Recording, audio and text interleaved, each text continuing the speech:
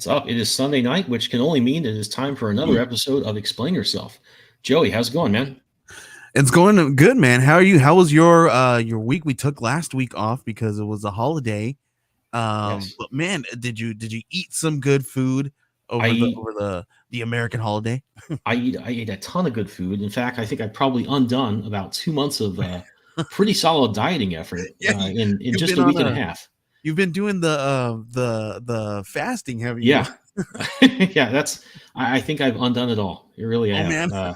Because we made so much food. Frankly, it seemed we took 1 week off. It seems like that was a month ago, which is how busy our cooking experience was for Thanksgiving. Yeah. So the nice thing about that is that we pretty much live off those leftovers until about the 20th of December. There you go. Wow, that's pretty good. That's pretty good. How was yours? It was a whole lot of fun. We did my mom hosted this year, and then we then a couple days later we went and took the kids out to this really cool park that's got like this little train that goes around the whole park, and it's like we did like a little barbecue out there and stuff. So it was a whole lot of fun. So it was kind of cool because we got to take a little time off of work and doing this stuff so we can refresh a little bit. So it was really good. Absolutely, yeah. That is the name of the game. And now at least I'm knee deep in the Christmas season, so it feels like we're right back into it. But same here.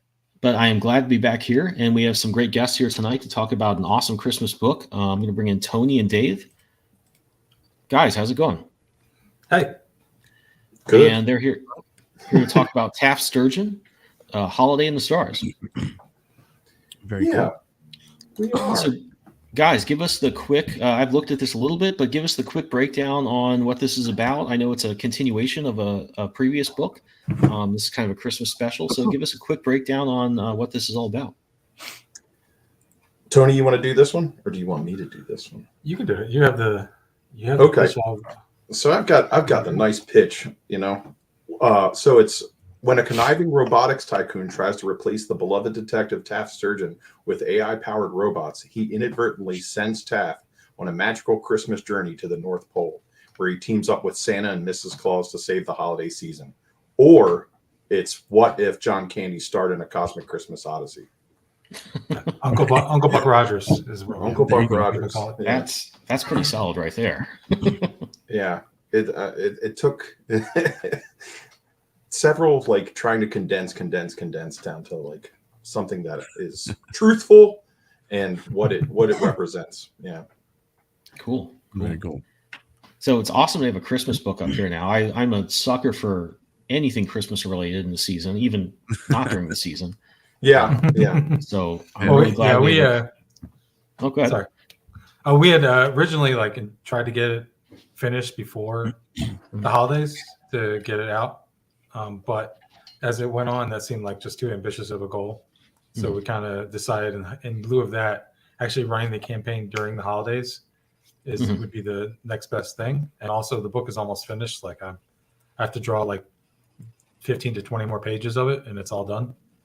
So I've drawn 120 pages out of 140 pretty much. And the colorist Guillermo Mendez is up to what is he up to page 30? 60 something. No, 60? He's in the 60s. He's in the 60s, damn. Yeah. So there we go. We're almost done. So it'll be ready to come out, pretty much at the beginning of the year. Awesome. Very cool. Yeah. Yeah, I mean, it's like I said, I love to see a holiday book. I think it's cooler to see the campaign running during the holidays. That seems like a lot of fun to me, and I think that kind of embraces what's fun about doing these campaigns. You kind of can really get into that and make it fun for people. It would be nice if they were getting the book right now, but then again, you'd be running the campaign in late summer, which is not really fun either.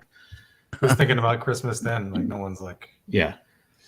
Yeah. My sci-fi book August is a Christmas. It's kind of like Christmas in the same way that Die Hard and Lethal Weapon are Christmas stories. It's kind of there, but not really. And I ran that campaign in August. And I think looking back, it might have been a lot more fun to have held off until now. So I think that's the best way to do it.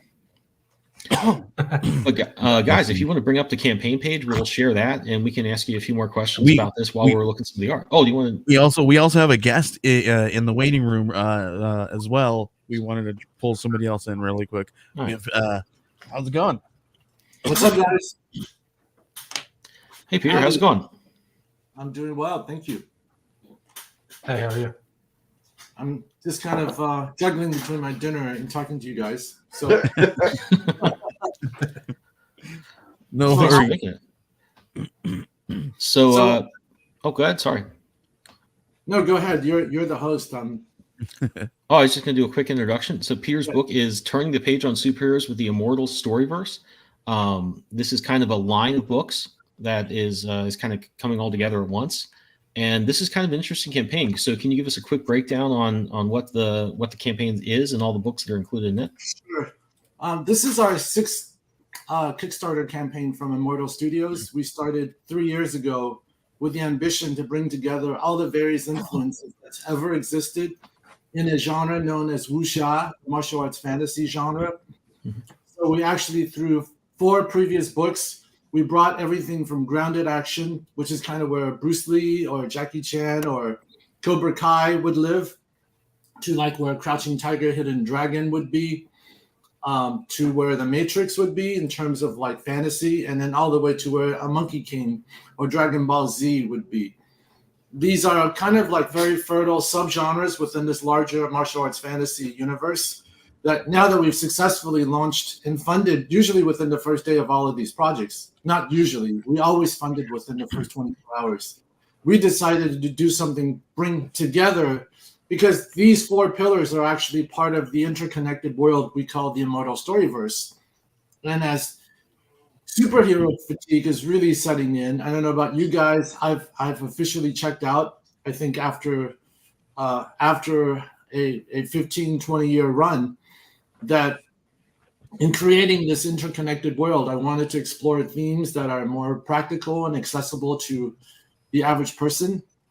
And I also got really tired of radioactive spiders or power outside of ourselves as the basis of empowering heroes. We wanted to kind of lean into the tradition of Kung Fu and the philosophy that we are our own heroes.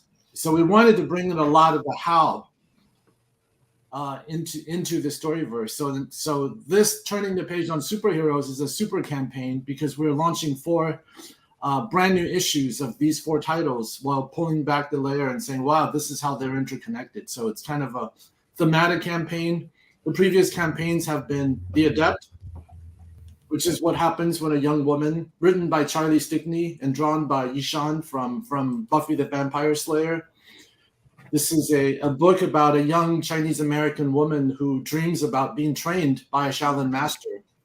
Her Shaolin master was so popular, he got his own book called Fa Sheng. So we go back to the making of a martial master, a book that I wrote myself called Chronicles of the Immortal Swordsman, which kind of explores the biggest subgenre within mobile gaming, the immortal hero genre, and then Assassin G, which is kind of like a John Wick 1980 style assassin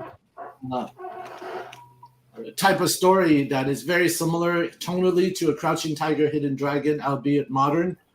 So we're geeking out with these 4 titles coming together, and that's why we called it Turning the Page on Superheroes. We're kind of trying to be people, we're also trying to be serious. That for people who are looking for a new vibe to be part of, whether you're a disconnected superhero fan, or you love anime and manga, or you're a diehard wuxia fan already, we're basically looking for people who identify with it and to be part of the mega campaign. No, I like it. Cool, but I've got a lot of books to cover, as you can tell. Yeah, no, very cool. And I like that, I think that this is also cool because it's, I think, trying to expand what people generally do on Kickstarter, and that this is like you're kind of launching a line, interconnected books, and bring a little bit of the fun of what you go to the comic book shop every Wednesday to get into a Kickstarter campaign. So that was what I was really taken with when I looked at the campaign page. It was cool to see. Yeah. We could have easily run 4 different campaigns, but in a way, we also wanted to bring the most. We wanted to kind of bring these various genres together and talk about broadly what we're doing over at Immortal Studios. And we're not just a comic book company. We're also in the process of making our first series of movies off of these stories. So we're kind of offering the fans a chance to get in on the ground floor of something that we're really excited about. Yeah, very cool. Very cool. That. So we're going to go into more depth here. I kind of want to jump over to the other campaign to go over that, and then we'll jump back into this one. And Peter, I'll ask you a few more questions about this and your team and all the stuff going into this. But Dave and Tony, I'm going to share your campaign and take us into a little bit more depth on Taft Sturgeon here.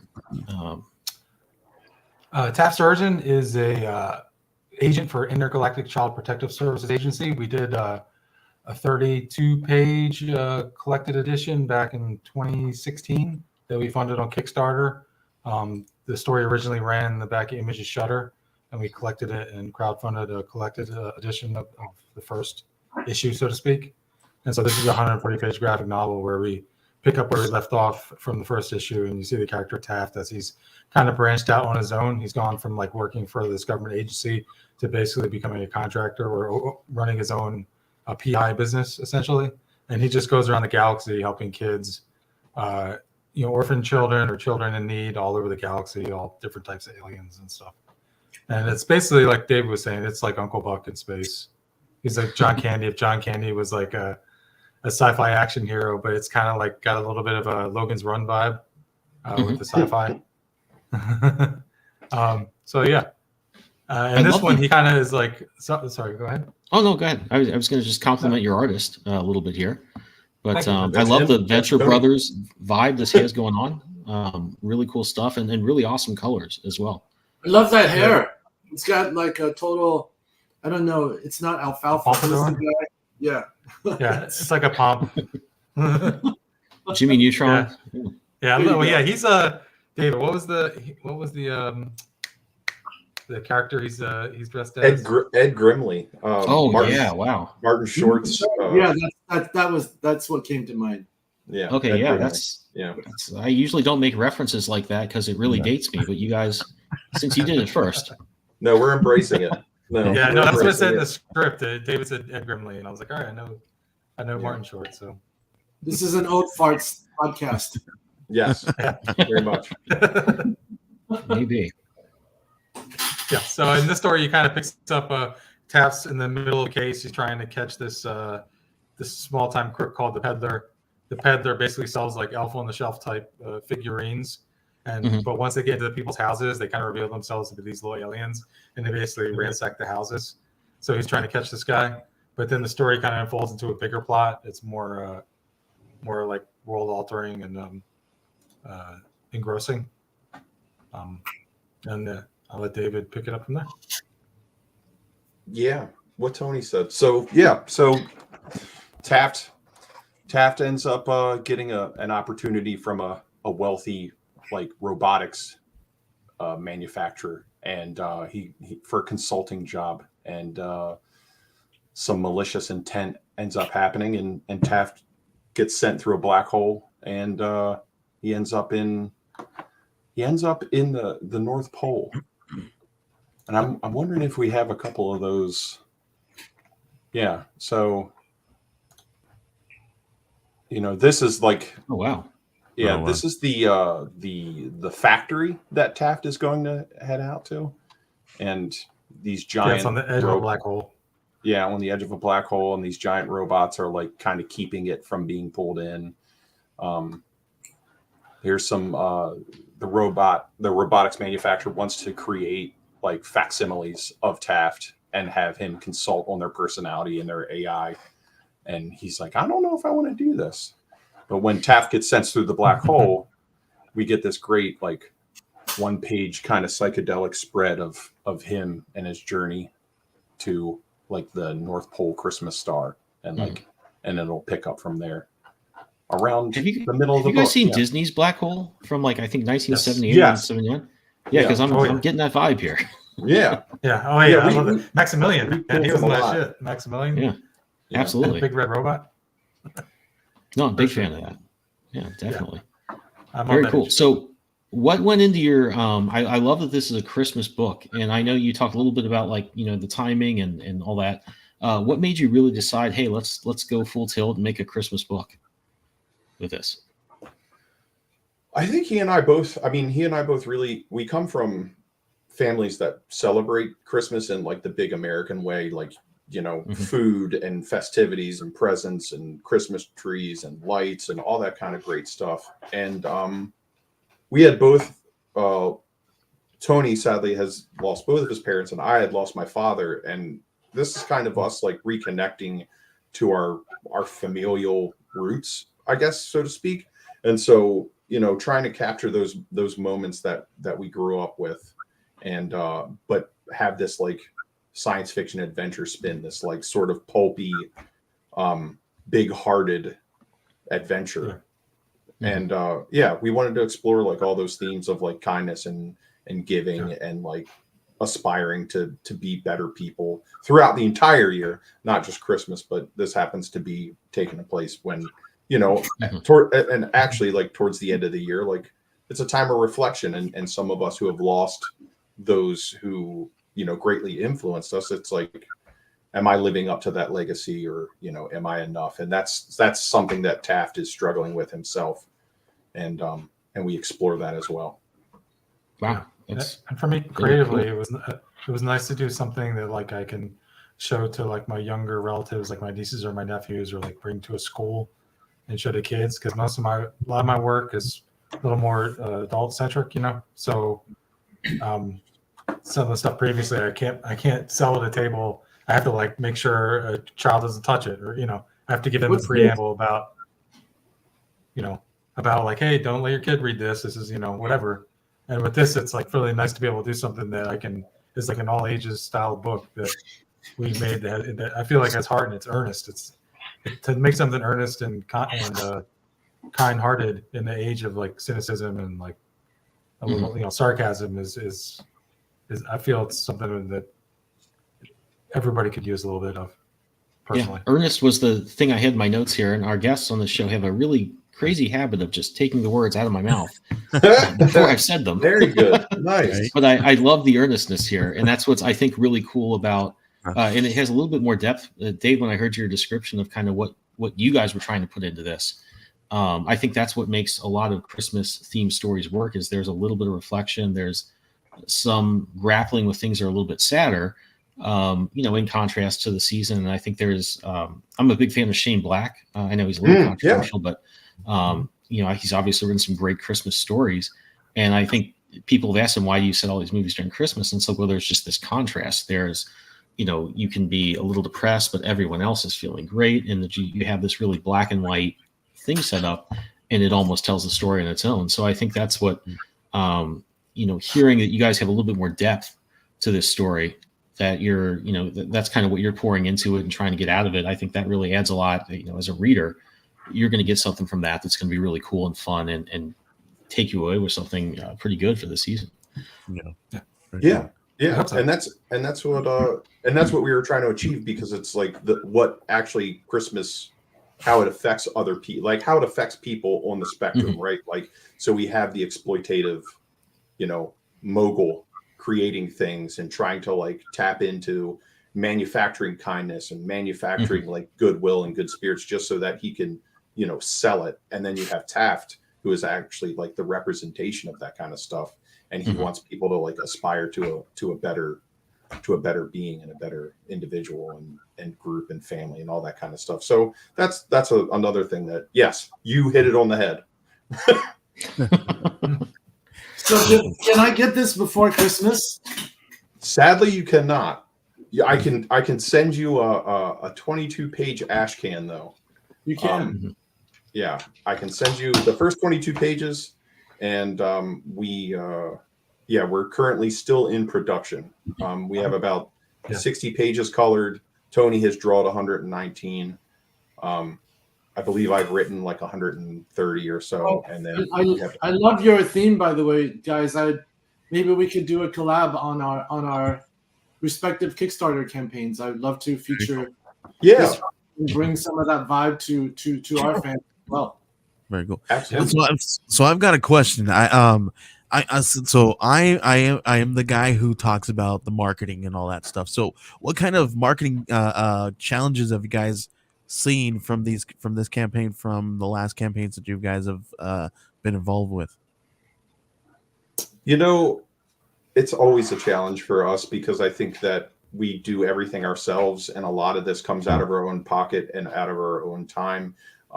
You know, Tony's very busy. I have a day job, and you know, so as far as like marketing and things like that go, it's basically like we're still trolling our friends and family, and we're like really looking to try to break out of that sort of bubble that we're in, and we feel like it's just about to pop.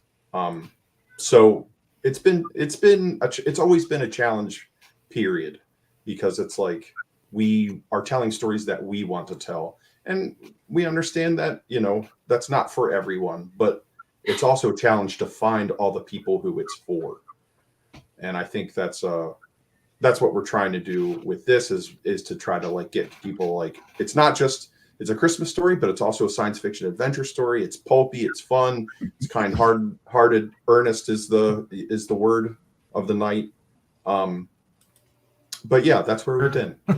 So what are some of those things that you guys do that you guys are trying to reach a new audience? Well, we're here. This is one of those avenues. Trying to get on more podcasts, trying to, you know, be as like grassroots as possible. You know, he and I have, you know, made contacts throughout this industry. He and I have been making comics together for about 10 years. So we have, you know, a batch of folks who have our backs. But as far as like, you know, it's basically this. It's basically like coming on here, posting every day, going to local comic shops, just trying to, hey, how you doing? Kiss babies, shake hands. Yeah, I'm busy drawing all day, so it's like, when you draw to pay bills, it's like there's not much time to do much else.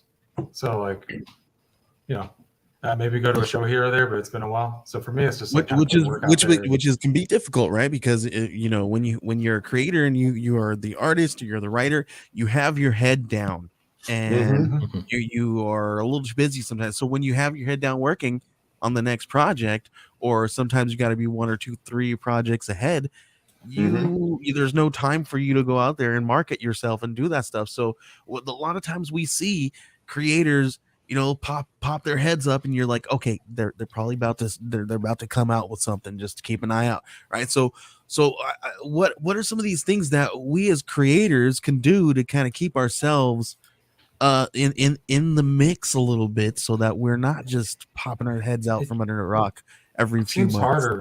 It seems harder with social media being as fragmented as it is now. Like ever since Twitter was bought out and everything. You can still do it though. You can still do it. It's just you gotta be on all of them. You gotta like put it on Blue Chat, put it on Instagram, put it on Twitter. Yeah. All cylinders. So, yep. You can't stop. I think it's a discipline of maintaining a cadence even when you're in production, which is really hard. Yeah, it is. Yeah, it's about being regular instead of hoping for this big last minute thing. But like I think I started my little intro by saying this is our 6th Kickstarter. We've historically have done very well. But this one has been really hard because we've been out of the marketplace for about a year. And I think it was a combination of wanting to really talk about the ethos of our company and what the story, the storyverse means, and wanting to save a little bit of money and wanting on the cost of delivering. We decided to put 4 major titles into one campaign. And look, we've got we just crossed over the halfway mark, and it's been a lot slower than I thought. Yeah. So, and that was going to be my next question for you, Peter, is because of that small little lapse in the time between the last campaign and now, how much of a fall off of some of the people backing this campaign did you see? Well, look, I mean, I don't want to. The fat lady hasn't sang yet, so we're in the middle of the campaign. I'm hoping those numbers improve because look, let's just call it out. This is a really, really weird time for everybody. Yeah. I don't know about you guys. Yeah. Like the world is in a really strange place. Yeah, and Like it's going to get stranger. There's so many different competing factors that I couldn't even read all those tea leaves. So I don't think. I think in this time and age when there's also a lot of economic uncertainty that's facing a lot of people, we may be in a different place. I don't know. Again, the fat lady hasn't sang yet, but we're looking at the final 13 days as really definitive, and so we're really hitting the mattresses. I'm doing these shows. I just watched the Halls of LA Comic-Con. We're relying on different network affiliates to do the marketing, and we're also going to do a big media blitz to try to get on as many articles and engaging people.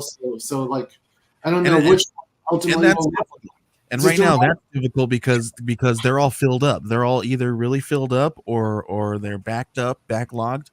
So it's really hard. Like I just had a creator go on a podcast that I had booked 2 months out before, and it just released within the last week, and it was almost 3 months prior, and we had to book that out, and it's because there's not a lot of podcasts that are out there. Number one, within this genre, within this niche, and it's really difficult to find. And when you do, you have more abundance of these creators that are now wanting to get on these shows. Now these shows are getting really great ratings and great numbers, but it's hard to now book with these creators now with these podcasters, and it can be a little bit difficult, right? So how can we all what's the answer there when we can't get on these things, when we need to do like it used to be where we can, we got 2 weeks left, we can put out a call, I can get on a bunch of articles, and now it's a little bit harder to get on these articles within the next 2 weeks. Yeah, I don't know. I was hoping you'd be. Well, we do have some answers because over here at Geek Collective, we are a full comic book creative studio, and we do help with marketing. We do PR marketing, management, project management, all that good stuff. So we do help with a lot of that good stuff, and we do help with specifically crowdfunding and things of that nature. But this is your time. We'll talk about all that stuff at the end and stuff. Yeah, I think the marketing stuff is like it's hard to say what actually moves the needle, because I did a Dark Horse book, and then we had a Dark Horse promotional setup and meetings and a promo blitz and everything, and we did all these articles and did some podcasts. Probably didn't work. Yeah, only thing really worked because it's a direct market book, was reaching out to the retailers. That was the key, was getting a hold of the retailers. Yeah. As far as all that other stuff, I don't know if like people look at an article on like Bleeding Cool or something and say, "Oh, now I want to read that." I don't know.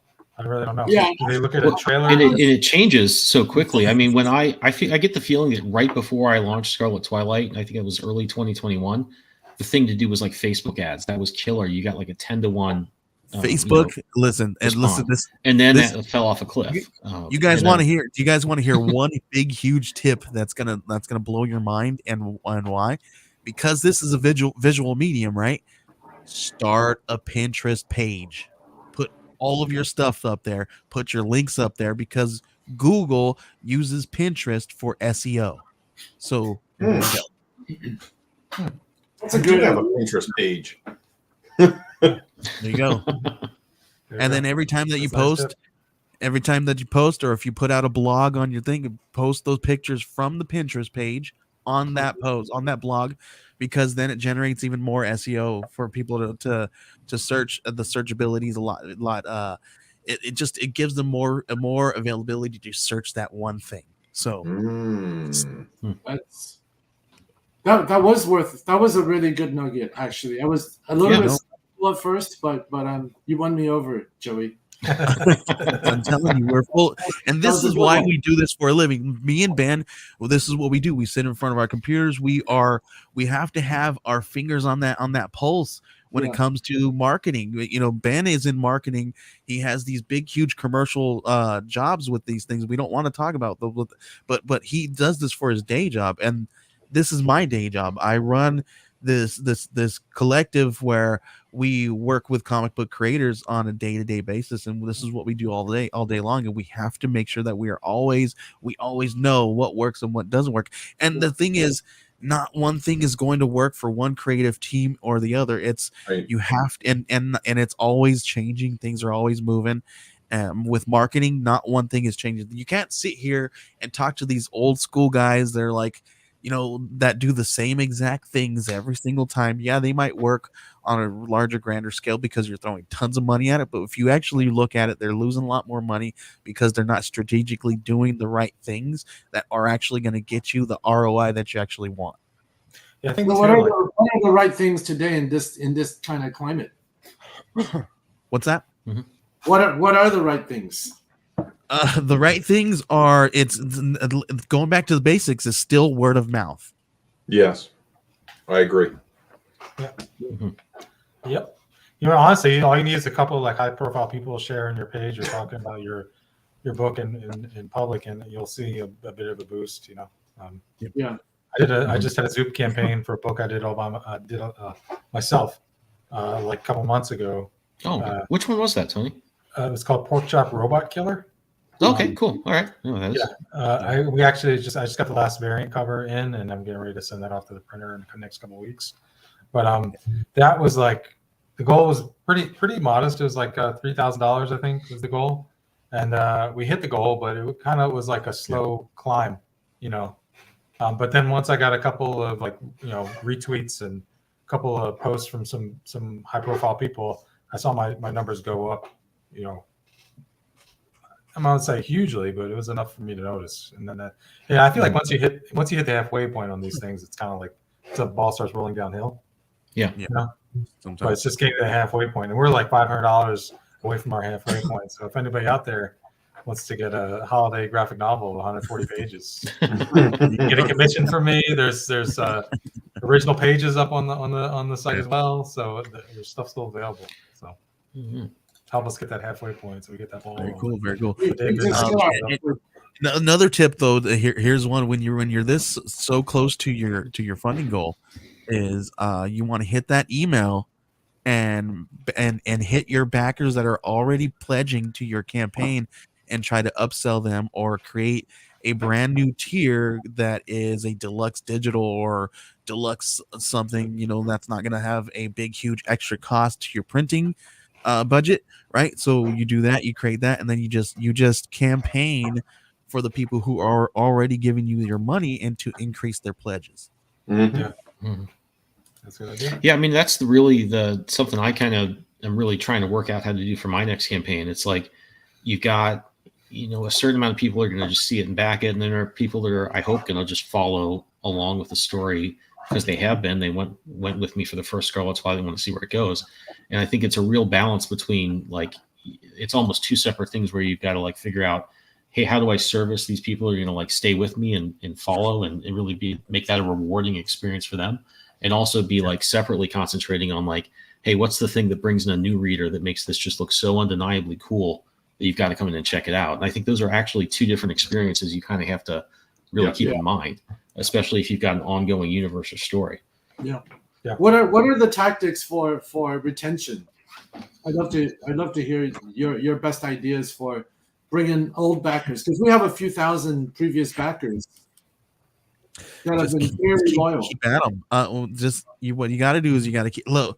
So the easy answer, right, is don't fall off and don't lose them in the first place, right? That's the easy answer, right?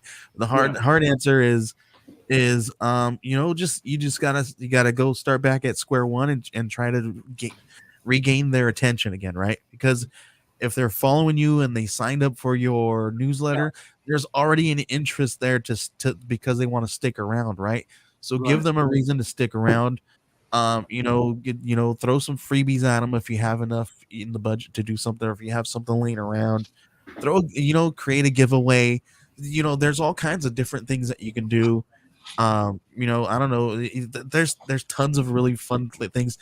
This is the kind of stuff that I have fun with, because some things work and some things don't, right? And this is that part where you can just play around with what your audience likes or what they don't like, and try to play to that, and figure out something, some way, something that's going to entice those old readers, those old black backers to come back and keep going. What gained their interest in the first place? Yeah. I mean, and my answer to that is, I think more that's definitely like the marketing, sort of 10,000 foot view of it. From the creative perspective, I mean, what I'm trying to do is I look at, like, I didn't have a good idea when I finished the first Scarlet Twilight series on how to follow it up. I kind of left it open, and I think it had a satisfying ending, but I also wasn't really planning on ever going back to it.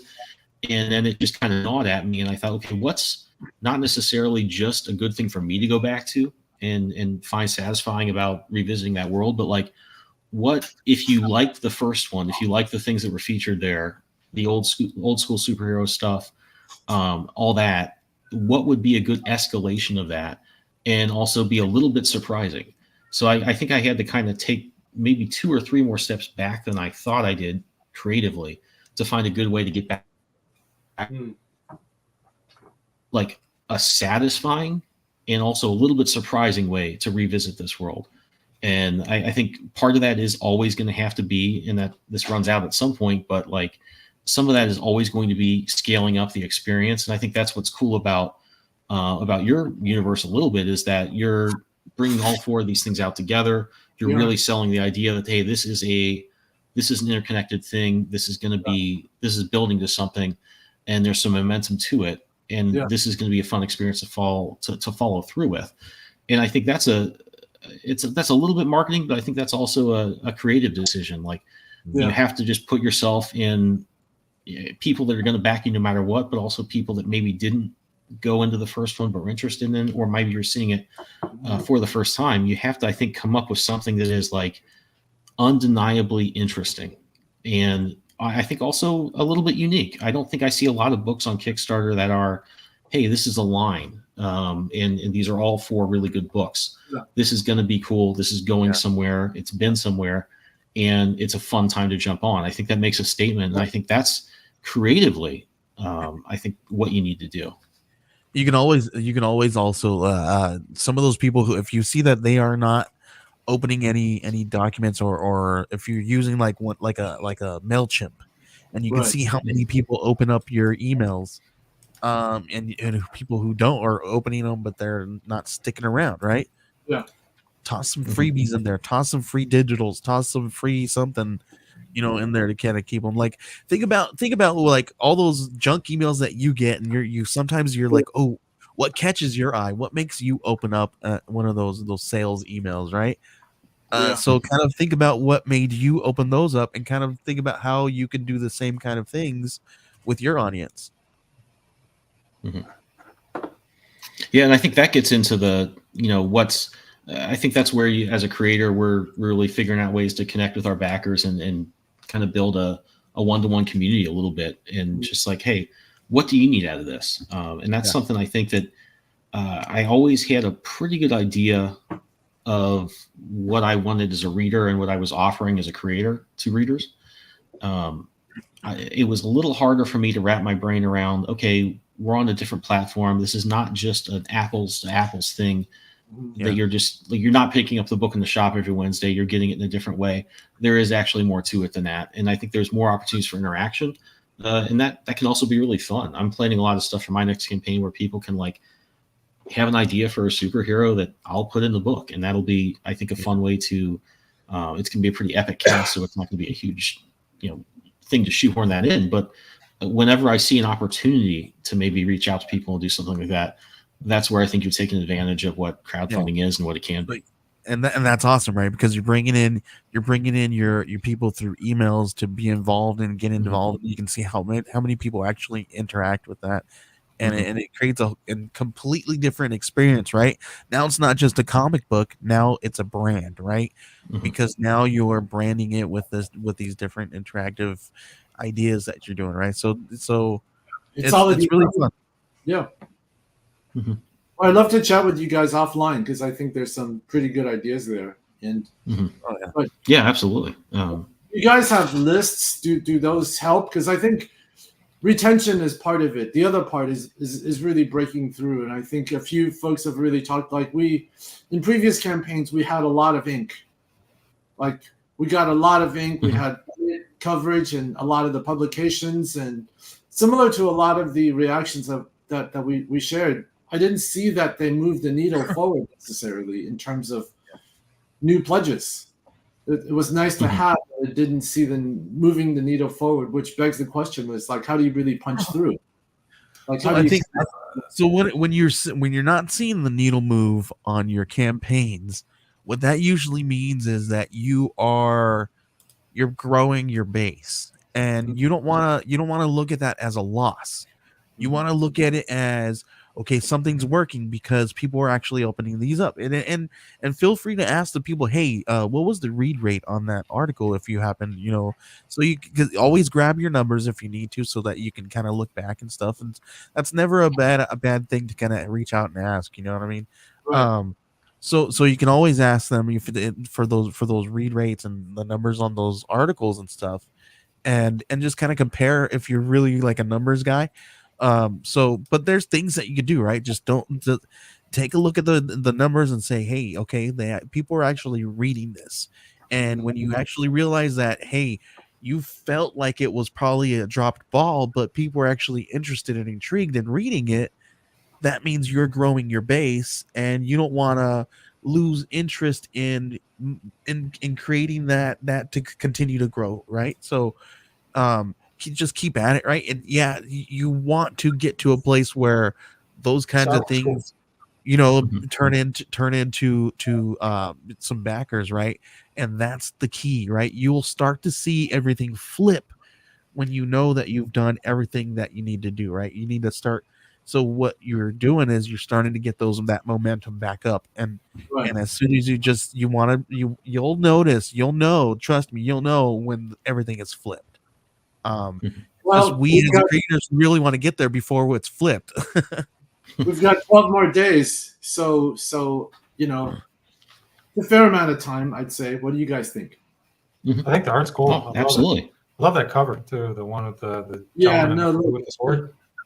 There's one thing. Yeah, this is by Dexter Wees that I'm certain of. I'm just really confident about what we're doing here. Just in the quality of the writing, the artists, the thematics. And Dexter is one of my favorite artists. I actually used him for a cover in the past, and on a campaign that we're going to be doing. Like Dexter here is like David Lean. Look at the kind of ambition that he's brought in. Like literally. In fact, Dexter is going to be our live for everybody who's interested in joining and learning more about what we're doing at Immortal. We'll actually have a virtual town hall this Thursday at between 4 and 5. Just go to our website and check it out. This is available for everybody. A lot of our creators, Charlie Stigney, Brian Buccellato, myself, Dexter Wee, and many others, including our Shaolin Kung Fu choreographers, will be coming online and talking about what it takes to actually make these comics, because we're so dedicated. We actually have fight choreographers to make sure that every move on stage that we present is a real thing in Kung Fu. Nice. I love it. Very cool. Really cool. So I have to ask, as an artist, when you send the script out for a page like what we're looking at right now, what does the artist say to you? I think Ryland Grant, who wrote this piece, was that I think he described it was a grand military march, and Dexter just went to town with it. He sure did. Absolutely. He just I'm telling you guys, Dexter is fantastic. He's fantastic. I mean, if I get that script, I'm like, oh, guys, oh my goodness, I got to draw all these people. Look, come on, maybe if you double my page rate, but this is when when you actually have an artist who's really passionate about what he's doing. This is what he'll do. Yeah, and that's where it really shines, because those are also the moments in, like you said, like the David Lean movies, that when the camera pulls back and the music swells and you see all these people and you get that scope. That's something that comics really takes advantage of. And Dexter's one of those guys. Dexter's one of those guys that you give him little to no guidance on what needs to happen, and he's going to knock it out of the park. Mm-hmm. No, and such a joy to work with Dexter. Really grateful for all of our artists and the creators, the quality of the creators who've come together. Yeah, very cool. Yeah, I always felt bad because I done a cover for Charlie McElvy's book that's coming out next year, where on the cover the character has a really ornate suit jacket, and we did that, and I said, look, I have to really apologize to whoever's doing the interiors on this, because that is going to be such a pain to draw panel after panel. So as an artist, I always keep my eye on that stuff, but like they're going to find reasons to take off his jacket. I don't blame him, not at all. I just put him in silhouette as much as I can. Yeah. But it is on the same side, when you see something like these pages we're looking at here, boy, does that shine. You get the time period, you get all this stuff, and it really does take you to that world in a great way. So it's certainly worth the effort. This by the way, is the story of Fa Sheng, the Dream Shaolin Master. And we as a company actually just hosted here in Los Angeles a mega event where the head of the Shaolin Temple, which created Kung Fu as we know it today, officially partnered with us. So it was kind of crazy. Wow. Nice. And this is the origin story of Fa Sheng, the future Shaolin master. And this happens in 1900 China during the Boxer uprising, where my grandfather actually comes from. So what you're seeing here are some of those real epic, historic, verifiable events that's now intertwined with the story of forging the next great martial master. This is, of course, before he became an enlightened Shaolin monk. So this is the context. He was one of these soldier bees here who eventually became disillusioned and sought the way of the awakened warriorhood through the Shaolin Temple. So that's just a little background of what we're seeing here. I always love it when there's some I'm a history buff, so like whenever I can bring some real event into my story, I love to do that, just probably for my own gratification. But I think it really also brings people into if you can Wikipedia page even that much of it and get a little bit more depth, that just really gives you something else extra. And when I was a kid, they did this series called The Young Indiana Jones Chronicles. And they're not as good as the movies, of course, but I loved those. And I also loved seeing how much of that stuff was real. It gave it a little bit more depth, and it really did connect to me in a different way. So I love to see that. Fantastic. I'm glad. I would love to share this book with you.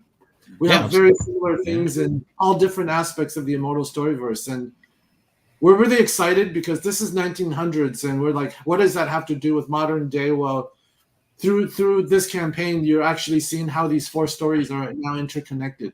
It hadn't happened before. People thought it's like, I've been watching Iron Man, I've been watching Thor.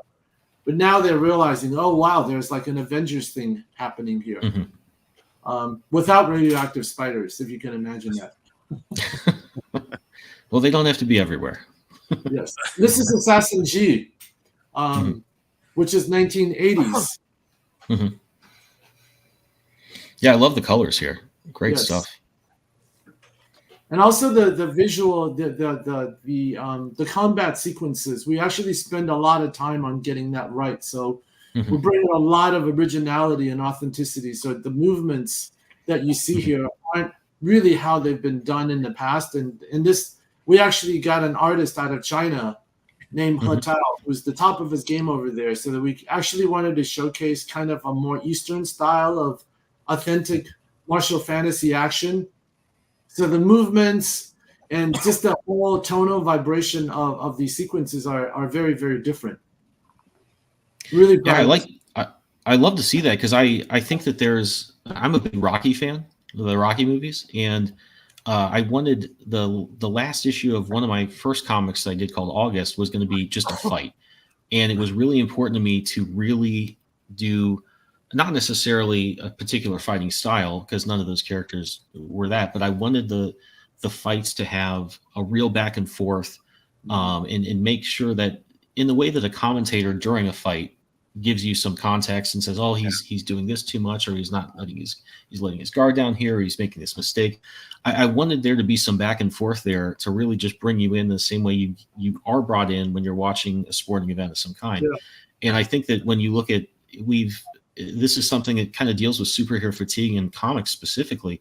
We've seen so many fights over and over again. They're in cities, wherever they could be, of every different type of scope.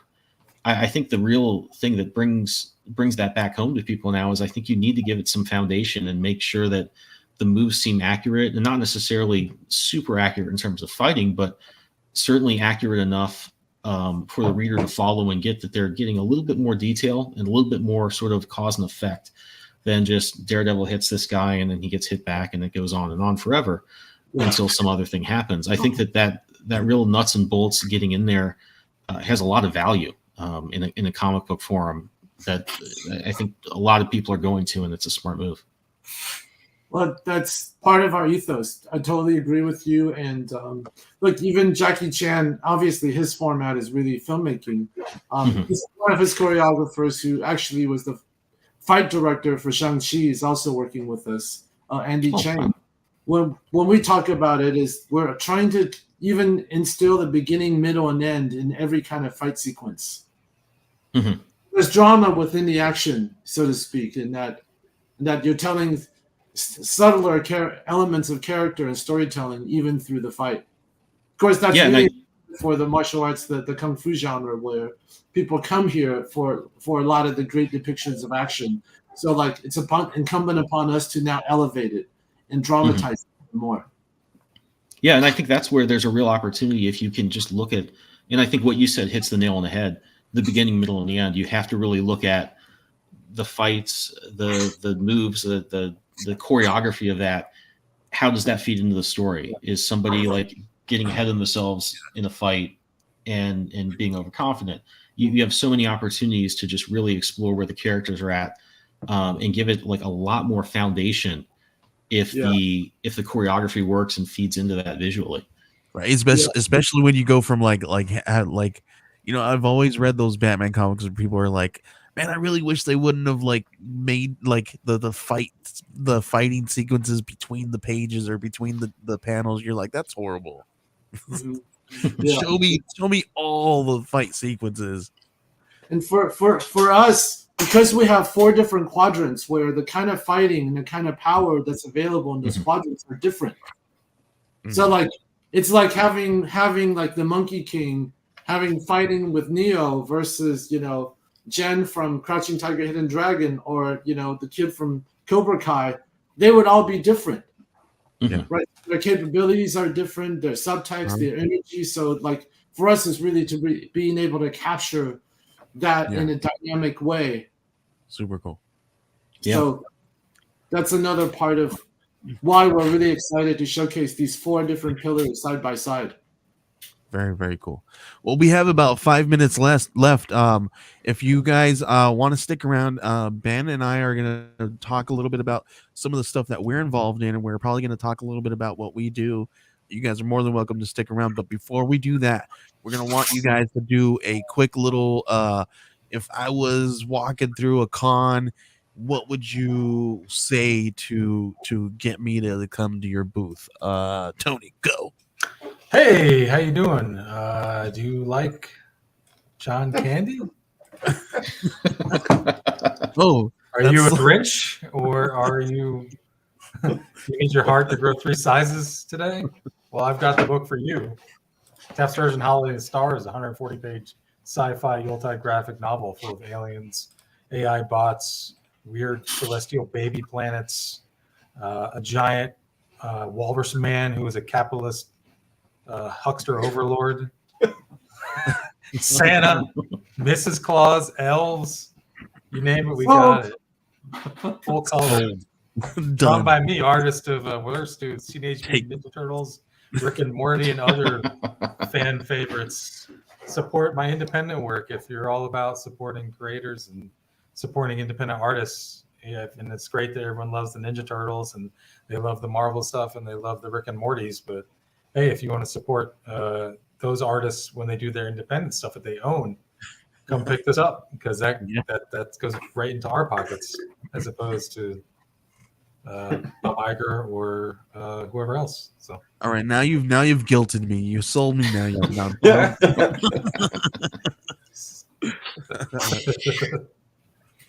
All right, Peter, can you give us the pitch to your book? Hey everybody, my name is Payhuan, Peter Shiao. I'm the founder of Immortal Studios and the creator of our interconnected world of martial arts fantasy characters and stories. So if you are tired of superheroes, you're a superhero fatiguer, you're a lover of anime and manga, especially for the fantastic elements and character relatability, or a lover of all things related to the martial arts fantasy genre, this is the universe for you. We have an ambitious four-title combination here, bringing the Adept, Chronicles of the Immortal Swordsman, Assassin G, and Fa Shang, all the various subgenres that you loved, from grounded action all the way to high fantasy in one interconnected world. So we're doing a massive content drop. New and older stories of all four of these stories coming together to awaken the hero in everybody. So we want to invite you to discover what Immortal's doing in the Immortal Storyverse, and this is the great way to get in. Fantastic. Sounds great. That sounds like that was rehearsed. Like you've done that quite a few times. Love that. That's how you do. That's how you know. Like I love asking that question, because you see the people who are like who just got it down, or some people who just love like, oh, screw it, I'm gonna get them with whatever I want. And I love it. I love to see everybody's style. All right, Ben. What have we got going on this week for us, for things that we are involved with right now? We have a few cool books. This one right here is a favorite of mine, Karsus #1. This is from Brian Hawkins and his new studio, Black Trauma Productions. It's I'm a sucker. In addition to being a sucker for Christmas stuff, this one takes place in the icy, wilderness of Alaska, and I'm super into any snowy story. I think it's a great setting. So there's some awesome artwork here. It's got like a real Matt Wagner vibe, which I love to see. And I think this is a really good introduction to an interesting character that has a very interesting world. It's kind of supernatural horror, great setting, great artwork, and I definitely hope everyone will check this out. Joey, you have anything else to add on this one? Yeah, this is Brian. You guys know Brian from Black Cotton. He's done The Vineyard. He's also I think he was the editor on Nottingham. So this is his. So what he's doing with this is this is Black Trauma Productions. So he's creating this production company. It's going to be his horror line of all his comics that he's doing. So he has a bunch of them that are lined up, that he's lined up to be doing here in the next few this next year or two. So this is his first one that he's dropping. He's got a next one that's called Stat. And they possibly may or may not be. I can't say anything if they're interconnected, but you're probably gonna have to read the stories to find out and to see if anything is, but it's a really great story. This one follows Paul Carstens, who is a supernatural detective. He's called in because he has to investigate the death of I believe somebody who might be related to him. I'm not quite sure. You're gonna have to pledge to find out what's going on. I don't like to spoil things, so you're just gonna have to check this one out. And this is really cool because it is set in Thompson Pass, Alaska, which is a real place, and it's like super snowy. I believe it's one of the snowiest places in America. So it's crazy cool. So it's like a really great setting for a creepy supernatural horror story. So definitely check this one out. All you got to do is head on over to geekcollective.net/Karsis. That's KARCIS, and you guys can check it. This one's got about 3 days left. I think it's only a couple $100 till we hit goal on that one. So under $100, I think. Now I think we should. So while my kids are yelling because they want to get out of bed, but yeah, head on over to grab that one. That's Oh. And then we have one other one going on right now. Gentlemen, cohorts. I have a hard out, so I'm gonna have to bid Okay. farewell. But I would love to follow up on our conversation and potential Yeah. collabs. So Yeah, Tony, Absolutely. We appreciate Great. you coming by. yeah. Nice Also, to meet you, Tony, love your book. Thank you for bringing the spirit of Christmas back to the vibe. You know, I think it's totally You're welcome. Thanks. worthy cause. You guys got me with that. So really Nice. happy. Thanks, Peter. It's nice meeting you. Thank you. Bye-bye. It's great to meet you, and thanks for coming on. Yeah, we got it.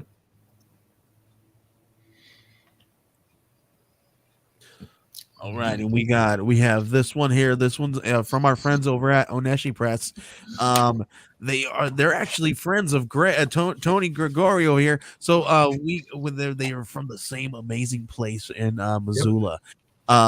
But this one is an anthology. It follows 13 different stories, all kinds of really great creators. I think it's over 30 plus creators.